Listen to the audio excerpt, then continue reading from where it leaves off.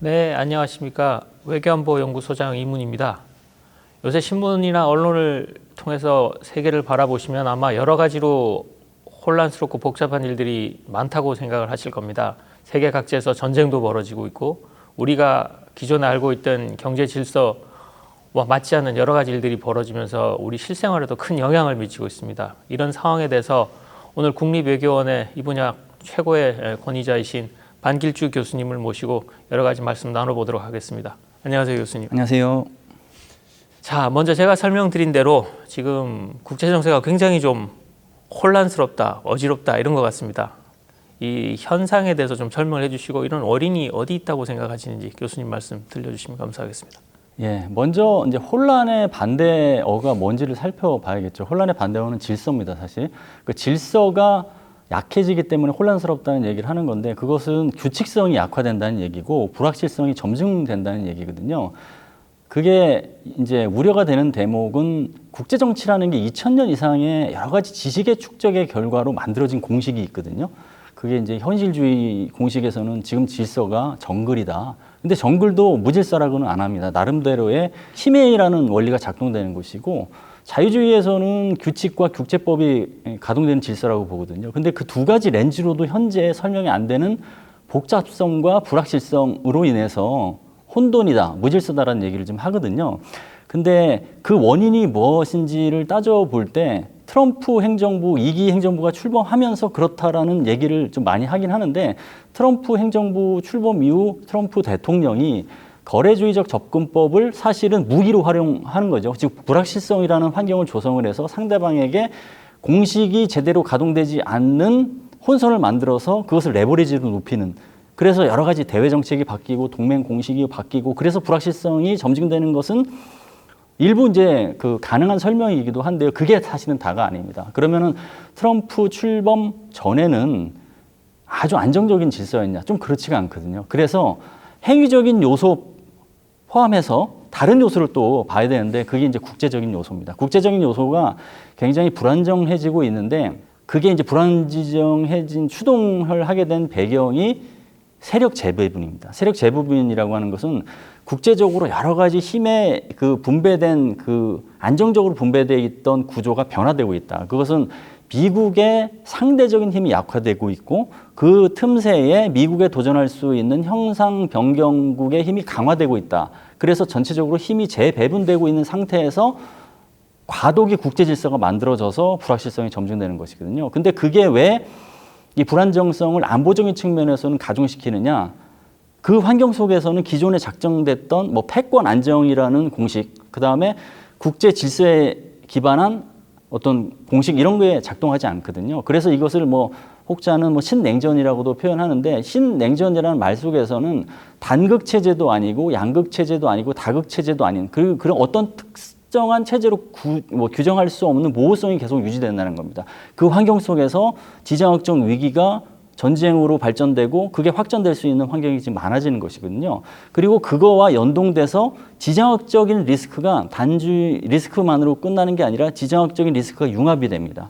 과거에는 유럽의 지정학과 아시아의 지정학이 분리되어 있었다면 그게 나비 효과처럼 한 곳에서의 지정학적 위기가 다른 지정학적 공간의 위기와는 별개의 공간이 아니라 연계되고 융합된다. 그래서 지정학적 위기가 확장되고 그 환경의 영향으로 전쟁이 더 많아지고 이게 이제 불확실성이 가중된다라는 환경을 바라보는 현재의 렌즈라고 볼 수 있겠습니다.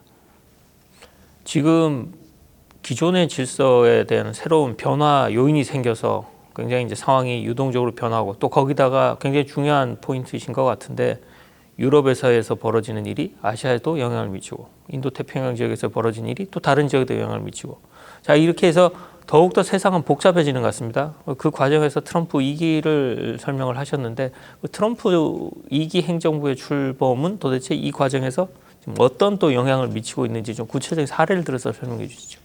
예, 트럼프 2기 출범 전에 여러 전문가들이 전망한 치가 있습니다. 트럼프 2기 행정부는 트럼프 1기보다는 그래도 나름의 규칙성이 지금 보일 것이다. 왜냐하면 트럼프 1기 때 해봤던 그런 기조가 있기 때문에 그것을 이제 활용할 때지 새로 처음부터 만들 상황은 아니다. 근데 트럼프 2기 때 들어 불확실성이 더 높아지는 것이거든요. 그건 반대로 보면 이제는 잘 알기 때문에 트럼프 대통령이 본인이 나름대로 체득한 그런 그 어떤 전법을 스스럼 없이 이제 구사를 하겠다라는 겁니다. 그래서 이제 환경이 더 불확실성에 직면을 하고 있는 게 과거 예측하고 좀 달랐던 지점인데 그게 이제 구체적으로 따지고 보면 거래의 접근법을 활용하는 데 있어서 경제 전선뿐만 아니라 안보 전선하고도 융합시킵니다. 그래서 거래의 판을 굉장히 키워놨죠. 관세 얘기를 하다가도 방위비 분담금 얘기를 하고 그 경제 전선과 안보 전선이 막 융합되다 보니까 동맹국하고 적성국의 관계가 모호해지고 기존의 대외 공식, 동맹 공식이 작동하지 않기 때문에 거기에서는 현상 변경국 입장에서는 전략적 기회로 활용할 수 있는 틈 사이가 생기는 거거든요.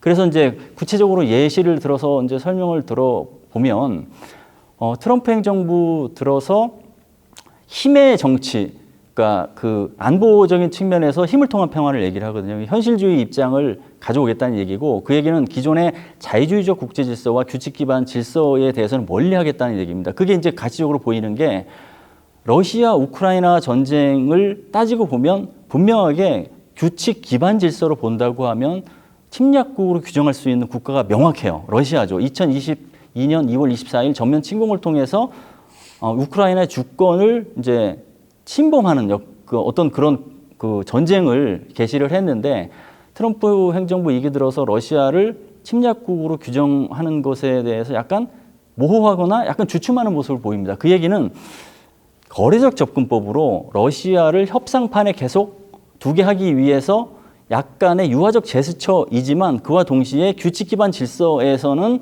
정책적 우선순위를 두지 않겠다라는 게 보이는 거거든요. 그게 이제 다른 전장에서도 나타나는 게 중동에서 보면 가자지구 주민 없는 중동 평화, 재건 이걸 어떻게 할 것이냐. 이것은 사실은 그 지역에 사는 주민, 그게 뭐 그 팔레스타인이 뭐 주권이 보장되는 국가는 아니라 하더라도 그 지역에 있는 주민의 입장을 고려해야 되는 그게 없는 것. 그 다음에 그린란드 합병을 얘기하는데 그린란드 주민의 의사와 관계없이 합병하겠다는 뭐 매입하겠다는 얘기. 그리고 캐나다 시민들의 의사와 상관없이 51번째 주가 되겠다는 얘기. 이런 것들은 기존의 질서를 완전히 대개조하는 것이거든요. 거기에 이제 앞으로 그럼 어떤 카드가 또 나올지 모른다라는 이 불확실성이 점증되고 있는데 이런 상황 속에서 동맹 공식도 바뀌고 있는 게 대서양 동맹도 좀 멀리하라는 기조가 보이죠. 나토 동맹은 사실은 냉전을 전쟁 없이 어떤 그 탈냉전으로 이전하게끔 만든 굉장히 핵심적인 동맹이고 집단 방위 동맹에서 벤치마킹 수준으로 주목을 받아왔던 동맹인데 대서양 동맹에서 사실은 미국이 멀어지고 있습니다. 그런 것들 보면 미국의 대외 공식이 대개조되고 있고 동맹 공식이 바뀌고 있고 이것은 이제 불확실성이 점증되는 대표적인 사례라고 평가해 볼 수 있겠습니다.